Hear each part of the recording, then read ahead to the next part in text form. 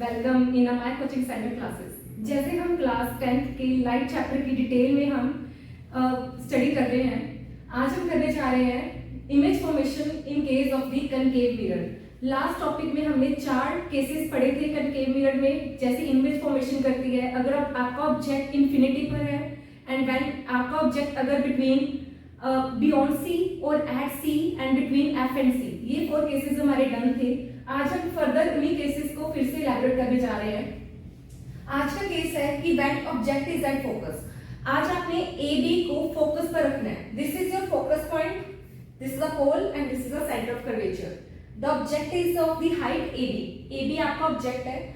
अगर ये object light rays को इंसिडेंट करवाएगा आपके कनकेव मिरर पर और यही लाइट रिफ्लेक्ट करके फोकस के थ्रू पास करेगी, क्लियर। एंड जैसे मैंने लास्ट लेक्चर में कहा था एटलीस्ट 2 रिफ्लेक्टेड लाइट्स होने चाहिए। सो एक लाइट आपके पोल से पास करके रिफ्लेक्ट बैक करेगी।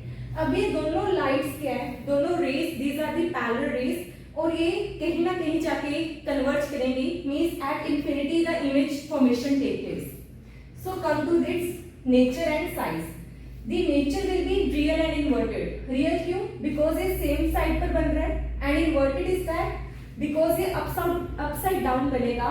AB is here above the principal axis, but image will be down the principal axis and size will be enlarged and magnified. ये magnified image देगा comparatively to those 4 previous cases. वहाँ पर हमारे पास first 2 cases में image बहुत diminished बनती थी, small size की बनती थी, बट इसमें अभी इनलार्ज बनेगी। Okay, come in a sixth last one case in case of a concave mirror. ये लास्ट केस होगा। अब आप ऑब्जेक्ट को टुवर्ड्स द पोल लेकर आ रहे हो, मींस अब आपका लास्ट केस है जिसमें object between pole and focus होगा। This is the object A B, it will reflect the light rays on the mirror and first light ray आपकी फोकस से पास कर रही है and similarly second light ray आपकी पोल से पास कर रही है।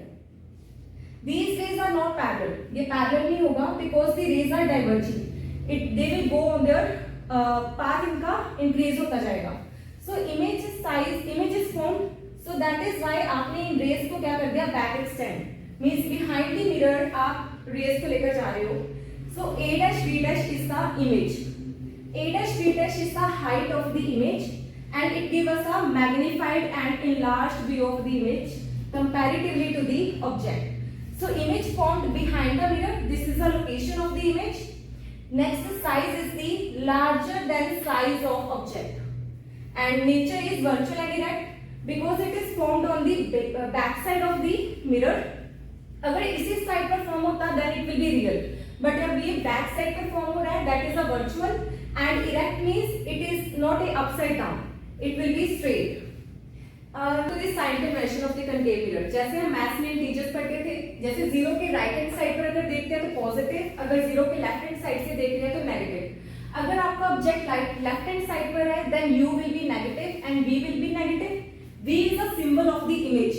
Image distance from the pole means pole से लेके इमेज का कितना डिस्टेंस है, that is a v and object का पोल से कितना डिस्टेंस है, that is a u and it is placed on the left hand side, that is why it is a negative. As you know that in case of a concave mirror, the focus is towards the center. So focus center की तरफ है. So PM means focal length is also negative in case of a concave mirror. ऐसे आपके पास AB. AB का meaning क्या है? आपका object principal axis के ऊपर है, above the principal axis. So जब भी object above the principal axis होता है, then height it will be positive. And if the image is formed below the principal axis, जिसको हम क्या देते हैं, inverted, और AB अगर पॉजिटिव है इसका मीनिंग है आपका इमेज क्या है, erect. So if AB is inverted then height will be negative. So इसकी डिटेल्स हम मैग्निफिकेशन चैप्टर टॉपिक में भी पढ़ सकते हैं, जहां पर आप न्यूमेरिकल सॉल्व करोगे इनके बेसिस पर ही. So sign convention in case of the convex mirror and image formation in case of a convex mirror we will do in a further class. So for today, thank you.